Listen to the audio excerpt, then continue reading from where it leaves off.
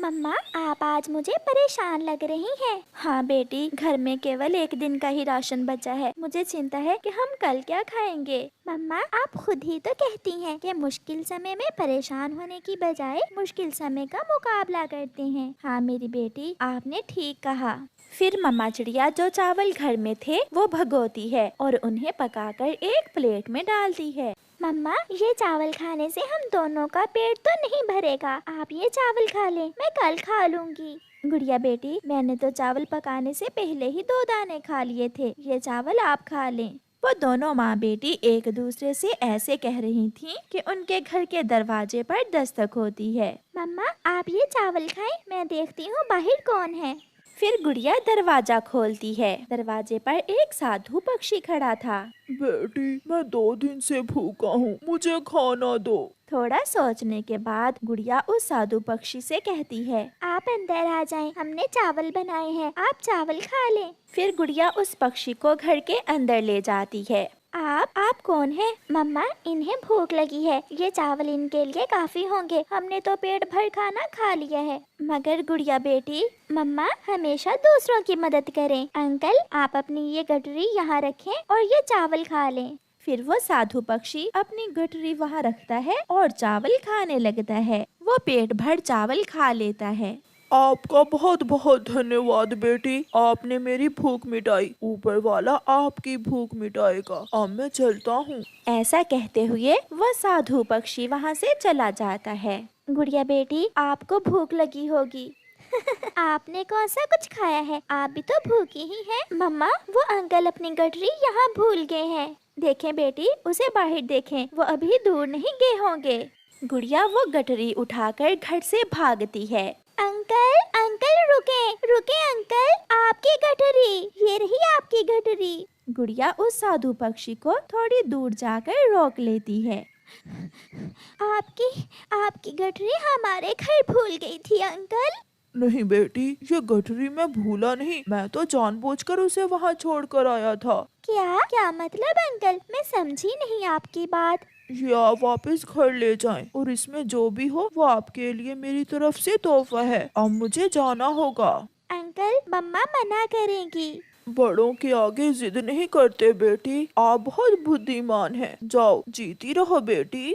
फिर मजबूर होकर गुड़िया वो गठरी अपने घर ले जाती है। मम्मा, उन्होंने ये गठरी लेने से मना कर दिया। मैंने बहुत जिद की ये गठरी उन्हें देने की, मगर वो बोले कि इसमें मेरे लिए गिफ्ट है। शायद होगा कुछ। आप सो जाओ बेटी, मुझे नींद आ रही है। कल देखेंगे घर के लिए राशन कैसे लाना है। फिर गुड़िया की मम्मा सो जाती है, मगर गुड़िया उस गठरी को देखे जा रही थी। फिर गुड़िया आहिस्ता से वो गठरी खोलती है। उसकी तो चीख ही निकल जाती है। मम्मा, मम्मा, इसमें तो बड़ा खजाना है। मम्मा, ये कैसे हो सकता है? गुड़िया की मम्मा भी उठ जाती है। जिस पक्षी के पास खाना नहीं था, वो इतनी सारी धन दौलत हमें कैसे दे सकता है बेटी?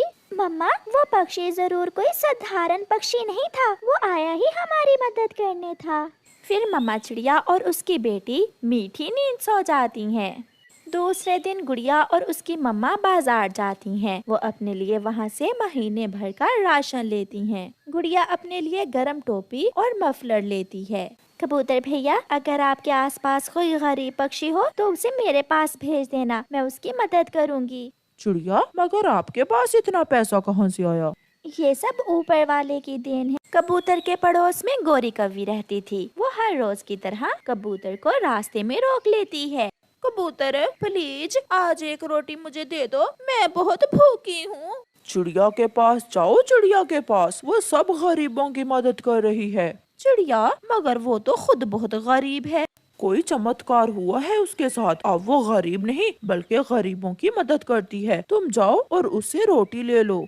हैरान होकर गोरी कौवी चिड़िया के घर जाती है। चिड़िया अपने घर के बाहर बैठी हुई थी। चिड़िया, ये घर तुमने कब नया बना लिया? गोरी बहन, मैंने आज ही अपने घर की मरम्मत करवाई है, छत भी नई लगवा ली है। बहुत टूटी हुई थी छत मेरे घर की। चिड़िया, ये सब तुमने कैसे किया?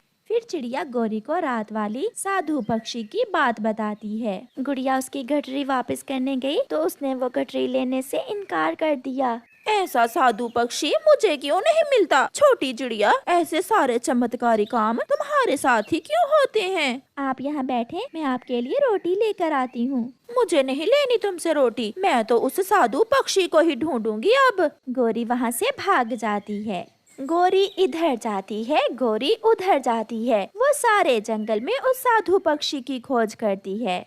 वो उड़ती उड़ती पहाड़ों की तरफ निकल जाती है। एक सूखे हुए पेड़ के पास गोरी कव्वी को वो साधु पक्षी बैठा हुआ दिखाई देता है। गोरी तुरंत वहाँ जाती है। साधु पक्षी जी, मैं आपको कब से ढूंढ रही हूँ। क्या आपको भूख लगी है? क्या मैं आपको खाने के लिए कुछ ला कर दूँ? नहीं, मुझे इस समय भूख नहीं है। तो फिर बिना खाए ही वो चिड़िया वाली एक गठरी मुझे भी दे दो। तुम ऐसा करो, ये लड्डू पीपल के पेड़ पर बैठी हुई बूढ़ी फाख्ता को देकर आओ, फिर मैं तुम्हें भी वो गठरी दे दूंगा। मैं अभी गई और अभी आई। गोरी कव्वी साधु पक्षी से वो लड्डू लेकर पीपल के बड़े पेड़ की तरफ उड़ती है। जाते हुए गोरी कव्वी एक पेड़ पर रुक जाती है। वो बूढ़ी फाख्ता इतने लड्डू खाकर क्या करेगी, और साधु पक्षी को क्या मालूम कि मैंने रास्ते में अपना पेट भरा है। ऐसा सोचते हुए गोरी कव्वी उन लड्डुओं में से 2-3 लड्डू खा लेती है और फिर से उड़ती है। बूढ़ी फाख्ता, लो ये लड्डू साधु पक्षी ने आपके लिए भेजे हैं। अच्छा किया जो आप आ गई, मैं बहुत भूखी थी। गोरी वापस जाती है। साधु पक्षी जी, अब जल्दी से मुझे वो चिड़िया वाली गठरी दे दें, मैं बहुत थक गई हूँ। तो ये बात है, लो जैसे काम वैसे दाम। ऐसा कहते हुए साधु बाबा गोरी कव्वी को एक गठरी दे देता है। गोरी वो गठरी लेकर खुशी खुशी वहाँ से चली जाती है। थोड़ी दूर जाकर गोरी कव्वी वो गठरी खोलकर देखती है। मर गई, हाय मर गई। साधु बाबा, ये तुमने मेरे साथ क्या किया? चिड़िया को दिया खजाना और मुझे दी सजा। वो साधु पक्षी अचानक वहाँ आता है। जैसे काम वैसे दाम। मैं लालची, झूठे और बुरे पक्षियों की मदद नहीं करता। चिड़िया एक अच्छी पक्षी है और उसकी बेटी बहुत बुद्धिमान और दयालु है। तुम बुरी हो और लालची, इसलिए तुम्हें सजा मिली है। गोरी बैठी रोती रहती है। प्यारे दोस्तों, इस कहानी को लाइक करना बिल्कुल मत भूलना। आपका धन्यवाद। सर्द हवाएं चल रही थीं, जंगल में ठंड भी बढ़ रही थी। ऐसे ठंडे ठंडे मौसम में सभी पक्षी बहुत परेशान थे। छोटी चिड़िया और उसका छोटा सा बेटा सारी रात ठंड में जागते रहे थे। सुबह हो जाती है और मम्मा चिड़िया अपने बेटे से कहती है, कुकू बेटा, इस साल ठंड तो पिछले साल से भी ज्यादा है। हमें ठंड से बचने का कोई बंदोबस्त करना होगा।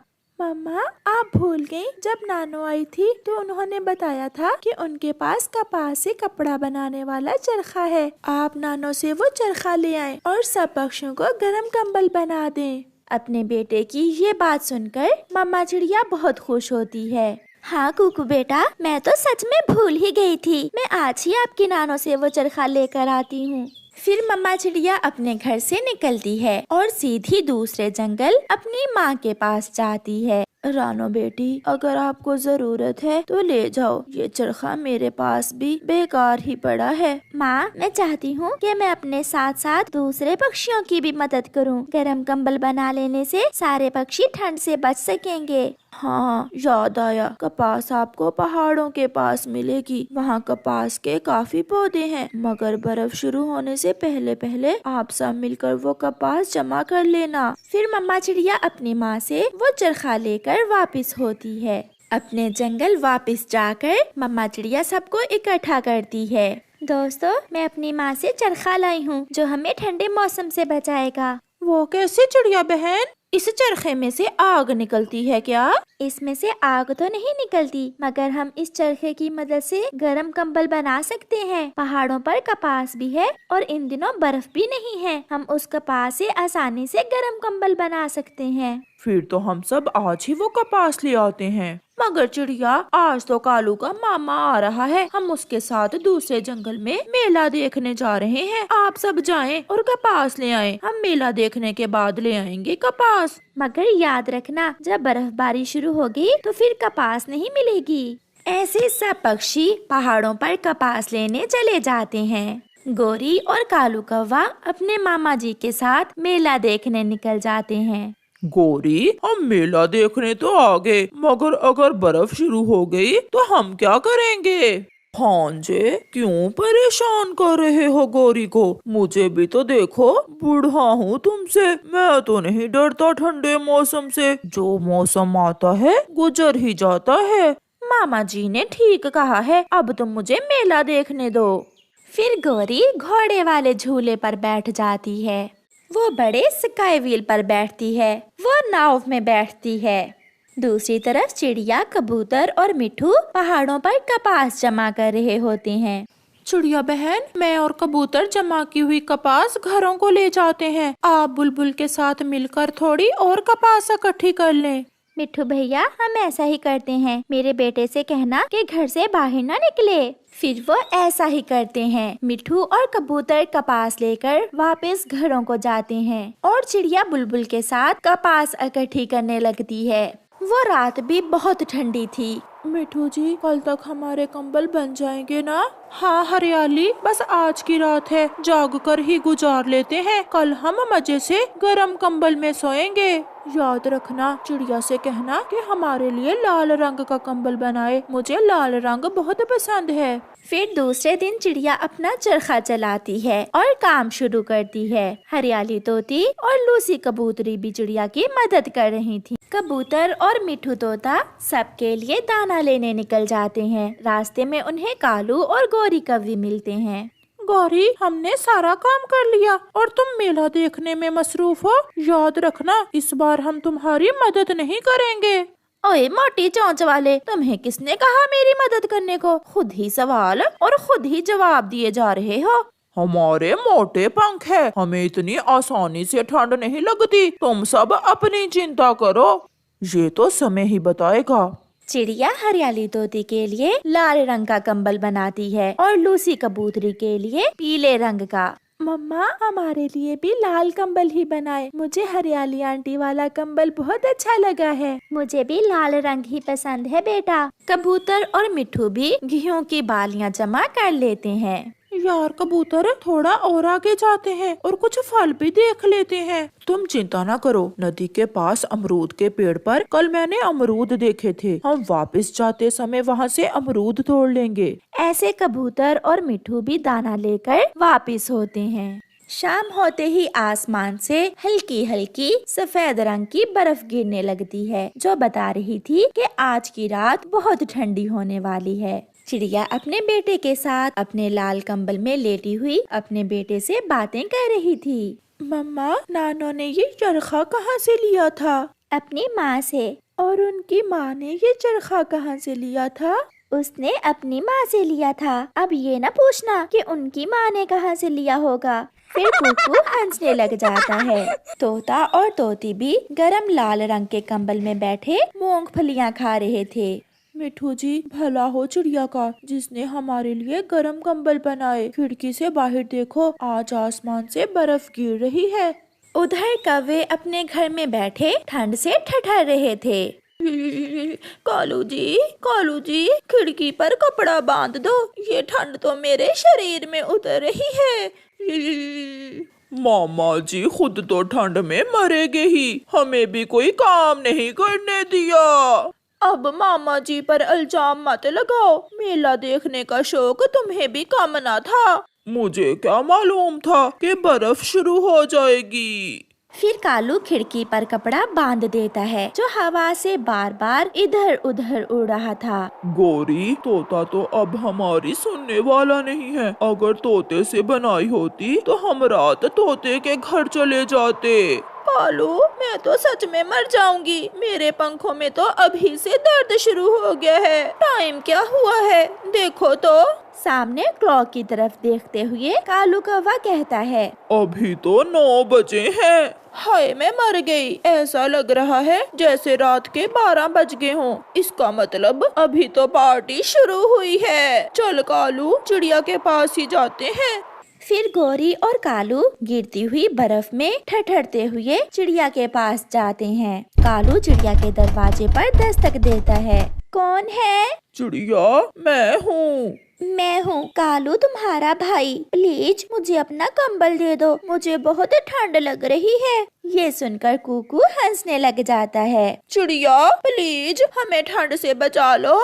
आप यहाँ से जा सकते हैं। ये बातें तो तुम कई सालों से करते आए हो। जाओ, ठंड में रात गुजारोगे तो तुम में मेहनत करने का एहसास पैदा होगा। हो गया चिड़िया, सच में हमें मेहनत करने का एहसास तो अभी से पैदा हो गया है। तो फिर कल पहाड़ों से कपास लाना, मैं आपको काले रंग का कंबल बना दूंगी। कालू, इस बार चिड़िया हमारी बातों में नहीं आएगी। फिर सारी रात कौवा और कौवी झाड़ियों में छुपकर गुजारते हैं। और फिर जैसे ही सुबह होती है वो कपास लेने पहाड़ों पर जाते हैं, मगर वहाँ तो हर तरफ बर्फ की चादर थी। सब जम चुका था, ना कपास थी और ना कपास के पौधे। ये सब देखकर कौवे बहुत निराश होते हैं, मगर इस बार कौवे जान गए थे कि गुजरा समय हाथ नहीं आता। प्यारे दोस्तों, इस कहानी से हमें सीख मिलती है कि हमें अपने सारे काम समय पर करने चाहिए, क्योंकि गुजरा समय वापस नहीं आता। आपका धन्यवाद।